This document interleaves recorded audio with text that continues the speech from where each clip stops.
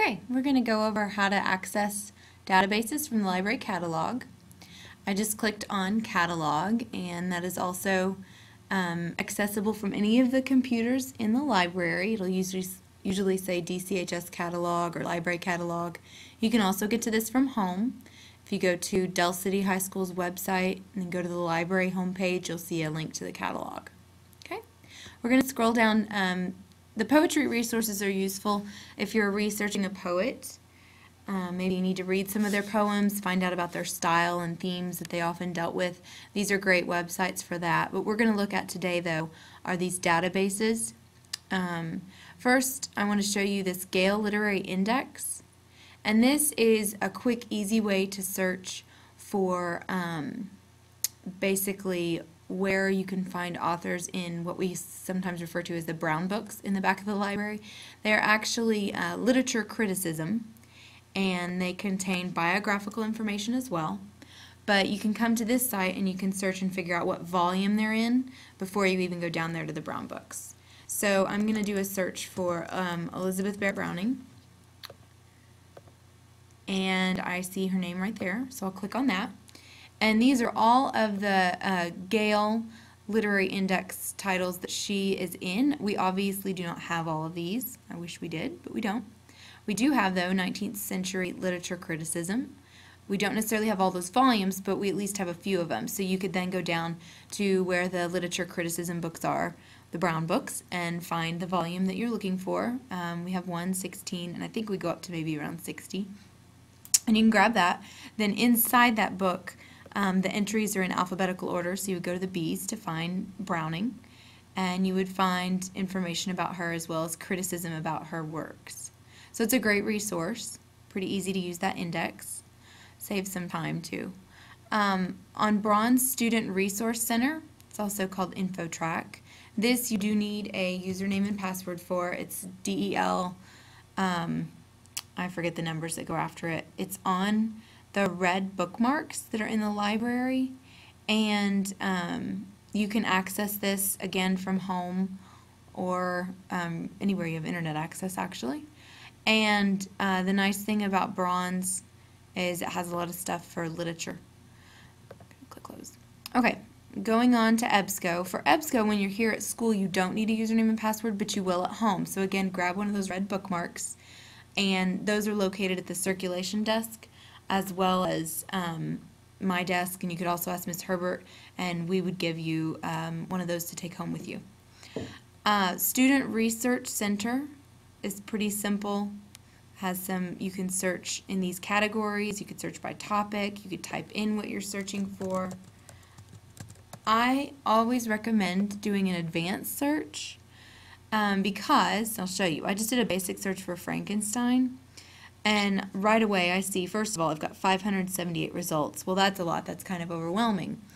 And I see that I have things dealing with maybe movies or other things that aren't really the book Frankenstein. This one's about monsters, this one's about, it says thriller, Dragon Tattoo and Forrest Gump. Not really sure how that relates to Mary Wollstonecraft Shelley's novel. So we're going to do an advanced search and type in the author's name as well as the work, and that way you get more narrow results that benefit you a little better. And you will have to be patient. It's usually a little bit slow. Unfortunately, it's not always the fastest. It is faster than dial-up, though. So, Mary Shelley, we'll just type in her Mary name, click search. And you could also put something in that third field right there. You could put Gothic novel, you could put science, anything. We still get a few of the same results, but we've narrowed it down. We now only have 115 instead of 578, so that's better. If there's something you're interested in, you would just click on PDF full text or HTML full text, and you would see the whole article. The nice thing about all of these databases, first of all, they're better than just going straight to Google because you know that these are reliable. Most of them are reviewed and they're scholarly information, but what I like about them is you can email an article to yourself. You can actually create folders and add all of your content to it and just go back to it. You also, probably one of my favorites that saved me when I was writing in college, was the citation tool.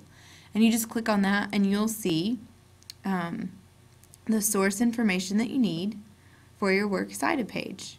It's all right there. Okay? You can save it, again, print it, etc.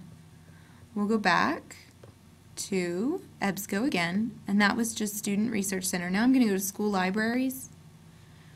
And School Libraries is probably the one that I use most frequently.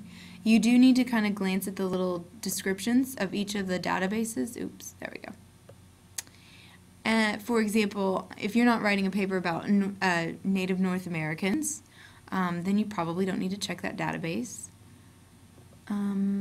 Academic Search Premier is a good one. Master File Premier.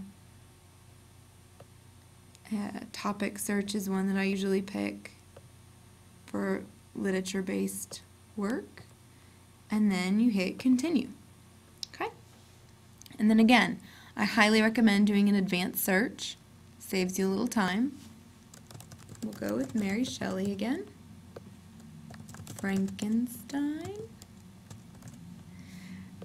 And then let's go ahead and narrow it even more, and we'll type in Gothic novel and see what comes up. You do want to check this full text box. That way you get a whole article and not just a summary of it. Click search. And there we go, 20 results. So a lot less overwhelming than 100. Okay. The cool thing about EBSCO when you go to the school libraries database is you can just mouse over this little icon with the magnifying glass and it will tell you right there the source information, the publication date, and the abstract. An abstract is just a summary of an article. So you can glance through the summary, and if it's something you want to use, then you of course would just click on the title. Okay. Let's look at this one. Say I want to use this one, then I'll just click on PDF full text. And I have all these options out to the side. I can of course print it, I can email it to myself, I can add it to a folder, or I can cite it, which again is one of my favorites. If you click that, then this is amazing and great. Right here, MLA format. All I have to do now is copy and paste this into my works cited page. Totally legal because you are giving credit to where you got your information. You must cite where you found stuff. If you quote it, even if you just paraphrase it, you've got to have citations so that you're not plagiarizing. Okay? So that's, again, this icon over here on the right is the cite icon, and that'll take you to your MLA citation. Okay? That's the basics of EBSCO. There's a whole lot more to it that we could go into detail about, but we're not going to. That's just kind of what you need for now to get by. SIRS Discover is this last one here. It's a lot like the Student Research Center. It has a lot more images and things. We're going to type in Mary Shelley and then Frankenstein. And you can select a reading level if you don't want to read something that's challenging. If you just want to stick with easy and moderate, you can feel free to adjust that. You do want these to say full text, so you'll get the most results possible. Click search, and here we have 19 things to choose from. The ones with the camera icon have pictures in them. You have a summary right there. If it's something you are interested in, click on it and wait patiently, and here you have the whole article. This is your source information that you would need for your works cited page. You can even click cite for some tips and for a more compact way of listing the source information. Okay, so those are just the basics of the databases. EBSCO is probably the one that I would recommend using the most. And if you have any questions, just feel free to see me or Ms. Herbert. Okay, have a good day.